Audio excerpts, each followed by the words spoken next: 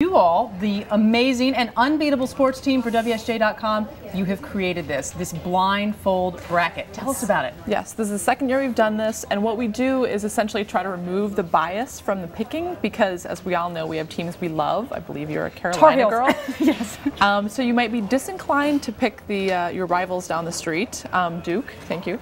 And so what we do is remove the names. We replace them with nicknames that aren't used by college teams, the Wallabies, the Mice, the Nurse Sharks, and then just describe the teams based on their qualities, offense, defense, three-pointers, experience, size, things like that, whether they're hot or not. So you can evaluate based on stats and our own statistical evaluations and not on your own biases. And you use cockroaches for Duke, correct? I'm not at liberty to say. I would say, that's what I'm just saying, that would be my pick. Anyway, I digress. All right, so you've done this, you did this last year. We do this blindfolded. We pick the teams ostensibly based on the merit. How did it pan out last year? Last year, I actually don't know. I wasn't working here last year, I have to admit. But an interesting thing is happening this year, and that is that Kansas is the #1 team being picked by most, I think like 2/3 of the people who have done the blind bracket so far have picked Kansas. And so that's a little bit unusual because they're not a #1 seed, they're #2. And so it'll be interesting to see how that plays out. If Kansas goes far, if they actually end up winning it, then we'll look like geniuses. If not, then maybe back to the drawing board. So in terms of how many people are participating in office pools now, do you guys have just a general sense, anecdotal sense of whether it's on the rise? You know, it's so hard to tell because nobody registers with anyone. I mean, what we can tell is the online brackets have become more and more popular, but so has everything on the internet, so it's kind of hard to separate those.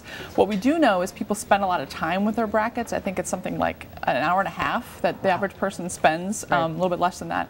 And so that certainly suggests a certain amount of investment. And a lot of people do 3, 4, 5, 6 brackets just to sort of hedge their bets, which isn't a bad idea because the odds of actually completing a perfect bracket or even winning your bracket are fairly long. So who do you think is doing the blindfold bracket? I mean, do you think these are hardcore folks who really just care about the nitty-gritty stats of the game, and people maybe just like myself who just love to root for one team, we would stick with the regular bracket?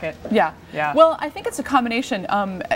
Since people are filling out multiple brackets, I think this is probably one of the ones that they fill out. Right. I think it's fun for people to look at what they get when they don't have biases that intrude on their selections, and they might like to play that off against a bracket they picked themselves with the team names all laid out. Yeah, I think it's a great point. I mean, you always do, I feel that sort of pang of guilt. I mean, even though we didn't pull out the ACC win this last weekend, how do you not sort of pull for your own team to go to the top, even if it's not the most true thing? And if you're betting in the office pool, not such a good thing. Exactly. We tend to bet our passions and what we want to happen. Or, there is the inverse too, people who bet against their teams with the idea that, maybe they won't jinx them if they don't pick them.